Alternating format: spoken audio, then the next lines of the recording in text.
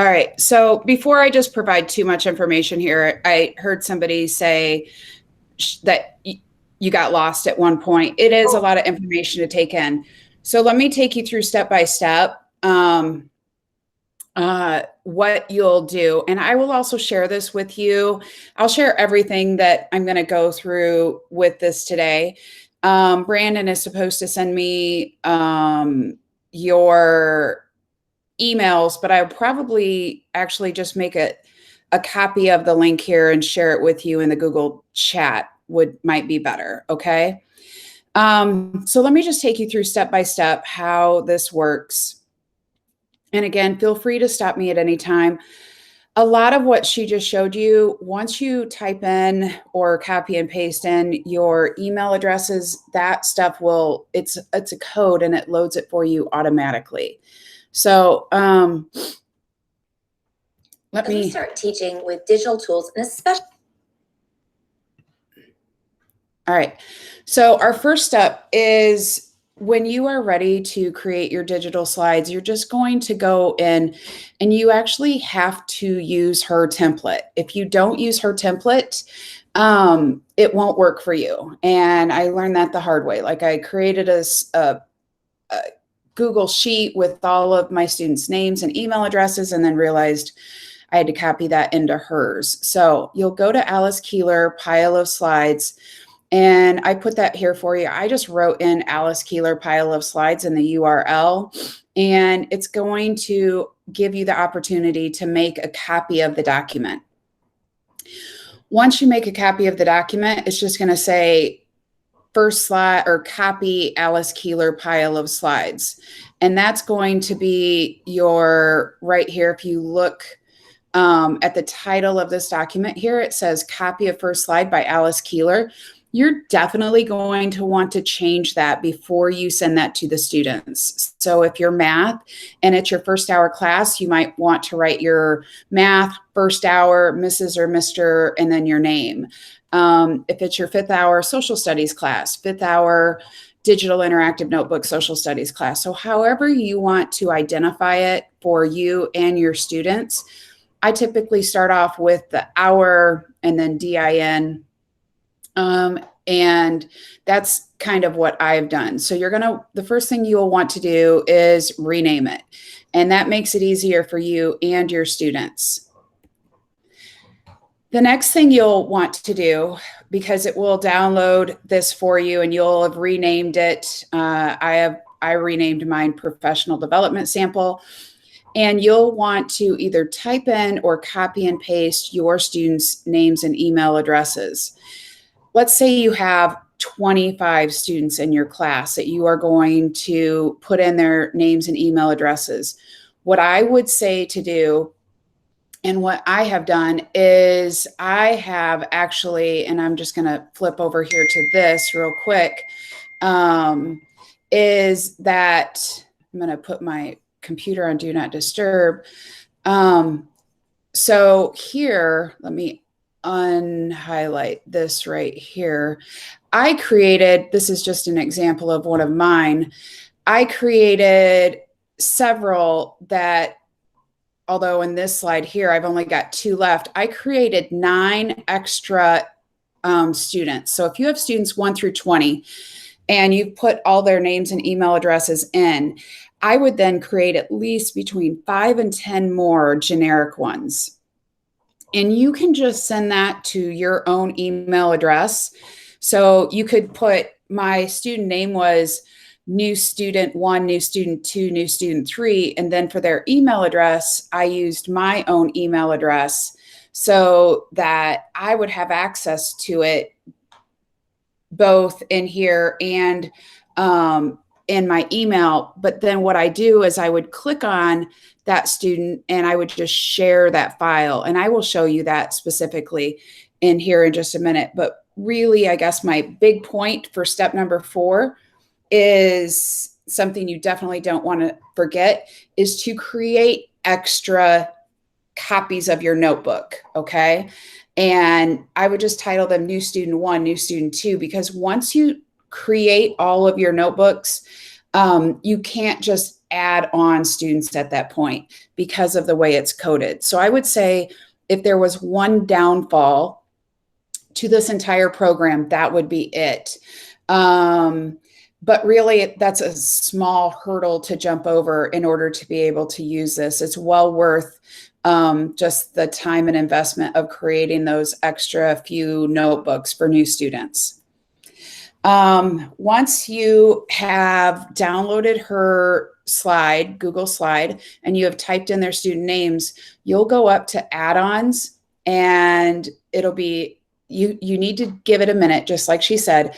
You'll go to first slide, and then you'll click on here, pile of slides. And I have this step-by-step for you. Once you click on show pile of slides, you're going to get an authorization required. It will come up with this big warning like you are allowing an off-site program to add this to your Google account. It really is okay.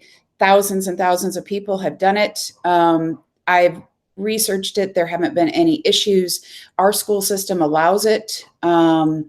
So I've never been given any reason to feel that adding this or putting this add-on into our Google account would be any issue at all. Once you have authorized it, when you go up to the add-ons, you're going to do pile of slides. And then this is the sidebar that you're going to need all the time. So if you're working with pile of slides, if you're uploading pile of slides, so the very top is show list, make slides, set slides. So in order to use this successfully, there are a couple steps that you have to go through. First of all, you're going to make your slides. This is just going to create a folder for every single student. And I'll show you what mine looks like here. Okay. And I have mine starred with first hour virtual, 6th hour virtual, 5th hour virtual. So this creates a slide, and it actually sends it out to every student. And you also get a copy of it. So it creates a folder for you in your Google Drive, and I just star mine so it's easy access. And then what happens is when you do this, it will come up. Actually, I already have that tab open. It will come up with this here. And for this purpose here, I'm going to unhighlight this for you so you can see it. I'm not showing any student work. So on this, you'll have your student name, you'll have their email address. And then what happens when you hit make slides is it gives every single person their own slide. So if I wanted to go to Juan's, okay, and I want to see what Juan is doing, I just click on Juan, and his slideshow, his slide document will come up for me. And if he's in here working on it, then I would see that in real time. And it is running super slow today, I think because of the amount of people we have on our server. So we'll let this load, and I will come back to this. Okay. I will definitely say it normally does not take this long to load at all. In fact, a lot of times I can have 20 students Google Slides up at once, and they all run seamlessly. So it is actually loading here. So if we just want to give it a quick sec. Sometimes it's very hard to be patient. I am guilty of that as well. Stacy, I have a question for you. Yes. It's a potential stupid one. It says Google's, or this is slides. Are we using Google Slides or Google Excel to do this? Well, Google Slides is Excel. So Google Slides is just the Microsoft Excel version. Oh, Microsoft, not Google Slide, or not Google Sheets. Well, so you're actually using both. Okay. That's a great question. So the students and you are going to be using slides, but the information on our back end, on the teacher back end, this is Google Sheets here. And this is the way we see our information right here. You're seeing my Google Sheet, right? Okay. Yes. Okay. So our students don't see this. Only you and I see this. So this is where all of our student folders are kept. So I can access this and grade this from anywhere, anytime, any place. But what they see this. Okay. So like at the beginning, they're going to get just basically a blank slide with their name on it. So that's what they see when they originally get a folder created for them. And then I have pushed out all of this to them. So it works in combination between slides and Google Sheets. Okay. Okay, and no question, stupid. And thank you so much for asking. Honestly, that was very timely considering how slow our internet is going, and helped me clarify a couple things here for you. So, but this is, and I could access any student's presentation through this at any time just by clicking there. Honestly, the setup is the biggest time consumer here for us. Once you set it up, it really goes very quickly. Okay. So you're going to make your slides, and that all that does when you make your slides is it creates that folder for all the students, and it actually emails the student into their Google Drive. So they get an email notification and it goes into their Google Drive, this folder right here. So they will have their notebook as soon as you make slides. The next thing you'll do is set slides. So for me, I have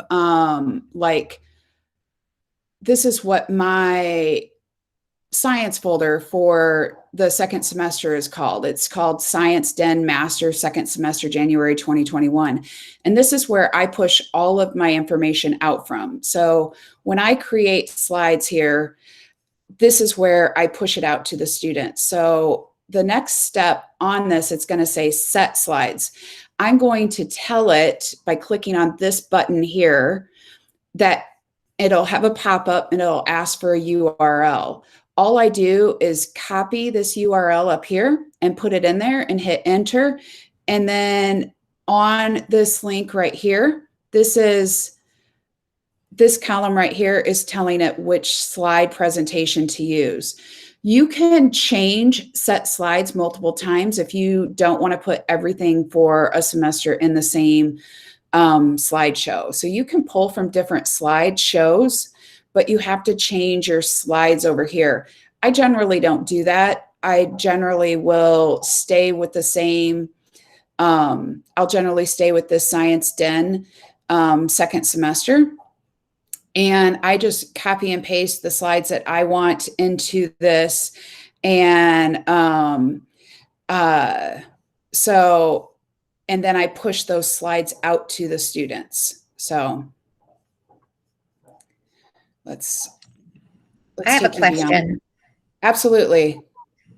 Do you have to put all the slides in first? You don't. And that's really what I love about this. So in my, I don't want to call it desperation, but I was really getting desperate to try to find one where I didn't have to push out everything at once. And that's when I found Alice Keeler's pile of slides. So as I create information, or I want to add stuff, I just add. So like my presentation right here is 96 slides, and I'll probably add another 10 in the next week. And then I just select the ones that I want to send to them. And I'll show you that. But no, you do not have to have everything front loaded. You can send stuff to them in real time. You can add stuff into your personal slideshow notebook and then upload as you go, which I think is really beneficial for all of us, because I don't know anybody that has absolutely everything for every single day laid out. or can be that structured that you can't go off on an opportunity to teach something in a good teachable moment. So this is what you're see. I kind of shaded out some stuff there just to try to keep things private, but it's very hard to do that in this situation. When you are ready to send a slide to a student, you'll just hit send slides to top or bottom. It's over on the sidebar. I generally will send everything to the student in the bottom. So it loads whatever I send to them onto the bottom of their slideshow. So it'll ask you, what slide number do you want to push? You'll go here. The last one that I pushed to them was, we just added this content vocab. Sometimes my stuff doesn't go all the way in order, but we push content vocab out to them. And I sent that to the bottom of their slides. And on this one, they're doing a lesson then on the slide. Yeah. So, so you can do a number of things here, and I've included several into our professional development. So this is just a content vocab, and they will put in their own words. They can type in these here, and then they'll add photos for whatever it is. So the Newton's first law of motion, they would find a photo that goes with it, and they would explain it here. So this is a little bit of our content vocab. Other things that we've done, we've looked at the periodic table, and I would give them a sampling of the periodic table, and they would have to fill out the rest of it.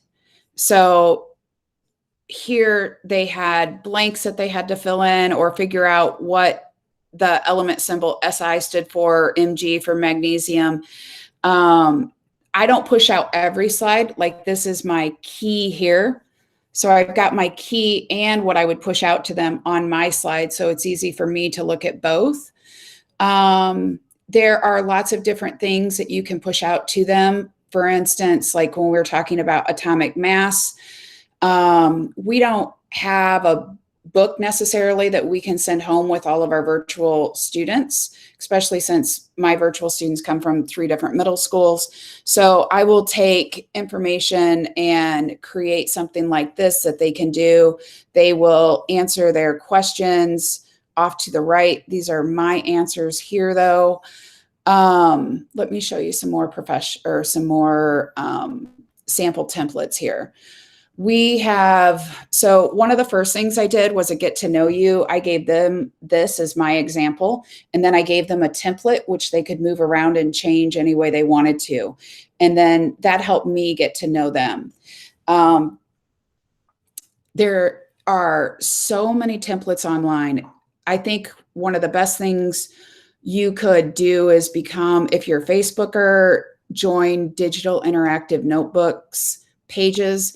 If you post in there, like you're a math teacher, an English teacher, and you want digital interactive notebook slides on a specific topic, there's a really good chance that somebody has already created those and they're willing to share for free. Not even teachers pay teachers, but willing to share for free. So this is just a digital interactive notebook slide here on JFK. So if you are doing, and again, my computer's running so slow, I've got to minimize this in order to type on it. But let's say I wanted to do Isaac Newton. This is just the template. I could make this Isaac Newton, and then I could talk all about him. In order to kind of manipulate this, I have to be off screen here for you. For science, one way that I did science fair planning with my students was I uploaded this digital slide to them, and they put all of their information here for that. And you can do this with any topic. It does, I mean, I'm science, but really any topic at all. You can create anything that you've done, paper, pencil, you can do digitally. Science fair planning guide, where they just write in it. There's drag and drop activities. Here's some science, just examples. We'll do see, think, wonders a lot, where they look at something, they have to tell me what they see, what they think, what they wonder about it. I'm trying to think of some others, but here is our notebook for this grading period as well, which is super long. And my students' activities are long as, or my student notebooks are long as well. And I'm just getting to the point now where I feel like they might be getting too long for them to load in a decent amount of time. I would say when students open up their digital interactive notebook, it takes about 30 seconds for them to load. What I really love about this is that as students are working, I can go into their notebook and see what they are doing in real time. So, and by that, so if I just wanted to click on, I talked to Seth, and Seth said he wouldn't mind if I shared a little bit here with my group. So if I wanted to see what Seth was doing in real time, for instance, this past week, when we did the content vocab, I had my students, I did the first two with them, and then I had them do the rest of their content vocab while they were still with me in class. And they would let me know if they had questions or when they were done. And then I would look at what they wrote and either tell them that they needed to work on something a little bit better or not. This is a content vocab that we had done previously that I'll pull up here of Seth's. So when I grade, I'll throw in some emojis. Kids really like that. I don't know why, but and then I will give them a score for their content vocab, and then I'll throw in an emoji when I grade. Same thing with different, and I just try to do different types of emojis here for them. And it's also very nice and easy to really give quality feedback for students that are struggling, or if they're not writing using complete sentences. His is loading really slow over here. So it's good for little simple exit tickets, drag and drop activities. So this was a exit ticket drag and drop activity that they had to do. Was it gas, solid, or liquid? And that was an exit ticket for me that day. I haven't had, well, I'm virtual this grading period. I wasn't virtual prior to Christmas, but even prior to Christmas, with having students in class with me, I rarely collected work. Even our labs, I would take all the activities for the lab, put them in the digital interactive notebook, and they would write all of their answers in the digital interactive notebook themselves. And then I would grade it from there. Kind of following up here. So this was what we just recently did. And this is Seth's content vocab. And then he had to find pictures that went along with what he was saying each word was. What I will say about this itself is the setup is the biggest part. And if you get it set up right, it's going to flow extremely smooth. And let me just take you through what it would be like here to do this. So the first step, kind of just going back, you would Google Alice Keeler pile of slides. It's going to bring up for you that you need to make a copy. Once you make a copy, it's going to give you this template here. It will be blank. You will type in or copy and paste these names and email addresses. The first thing you'll do is you'll make your slides. That's going to make a slide for every student. Okay. And then that creates this column right here. That creates this column. So this is the slide that goes into every single person's notebook. And then once you make your slide, you're going to set your slide here. And I did not mean to click on that. I clicked on that. So something might come up here in a second. what URL of the slides do you want to push? That's where I would paste my URL in. And from that, I get this column here. Okay. And that is where the code is telling it that I want it to go. Every time I upload a slide, it knows that it needs to come from the exact same slideshow. And then once you've got that, all the students have their slides in their Google Drive. It will say their first name, last name. So it will say Hayden Gross or Edgar Hernandez or Stacy Reisdorf, and then whatever I name it. So it'll say, for instance, all of my students will say their first name, last name, 5th hour virtual DIN. And then when you want to send slides to them, you just hit send slides to bottom. If you create all of your slides and you want to send all the slides at once, you can send all the slides at once. What I will say about this is it does take a little bit of time if you're going to send slides to 50 people. So I keep my classes separate for 1st hour, 5th hour, 6th hour, and I send them separately. If you want to put all of your students together because they're all going to be doing the same things, it works. It just takes longer when you upload slides to them. I love this because A, it makes my job easier. B, I can grade anywhere. We can be on a 3-hour trip to Illinois and I can pull up my iPad or my computer and I can grade right there. And I don't have to have any papers in front of me. It's real time. So the other thing I like about this, whether students are in the class or out of the class, if you assign a slide to do like a content vocab, I can pull up somebody's slide where I don't think that they're doing any work and say like, hey, Jimmy, I don't see you on your slide at all. What are you doing? So it helps us to keep them accountable. It helps us with paper management. It truly has made my life a lot easier. I love everything about it.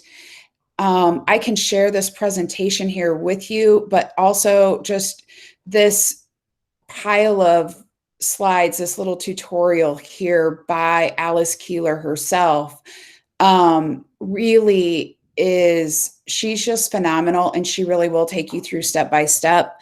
I want to copy this link for you all and I will put it in our Google Meet. What kind of questions can I answer for all of you? I have a question. How do you push the grades to Canvas? Somebody commented on that. So that is definitely one issue that they have requested that they could figure that out. You really can't push it to Canvas from here. So whatever grade you give them in this, they're going to, you're going to have to transfer over to Canvas. So that would be a little bit more time consuming for us. So like there are things that I have just graded like quizzes in Canvas. This won't do that. So I wish it would, but it does not.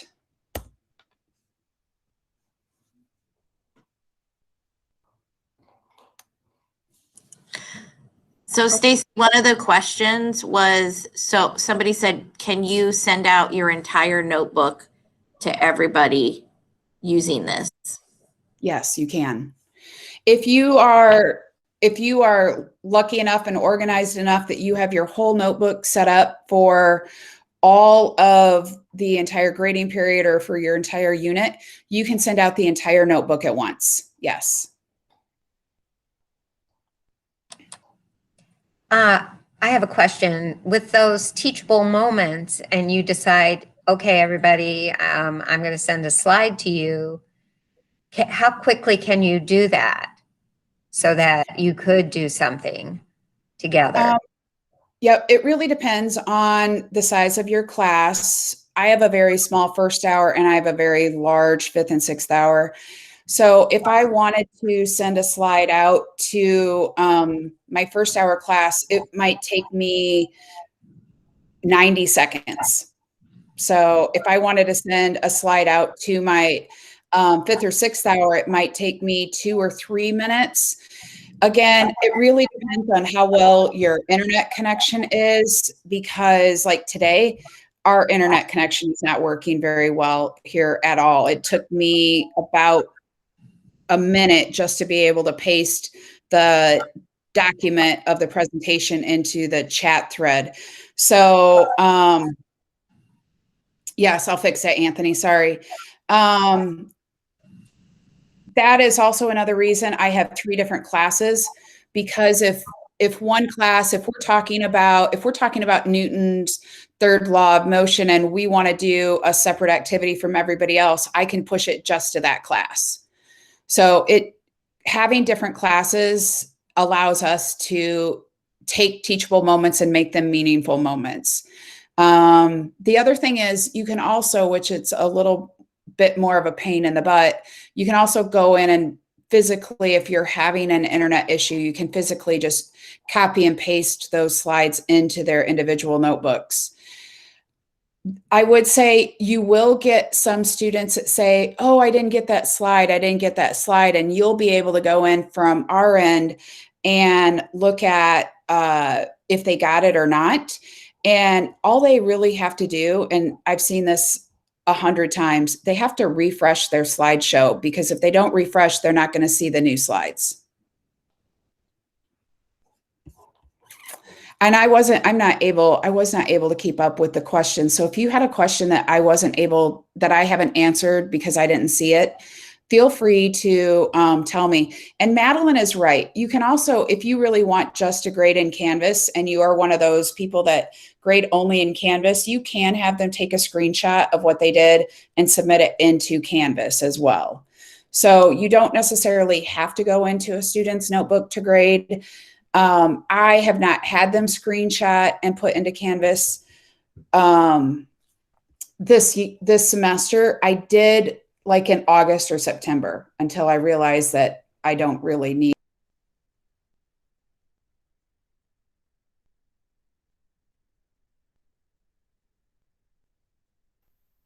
Did anyone else have her leave?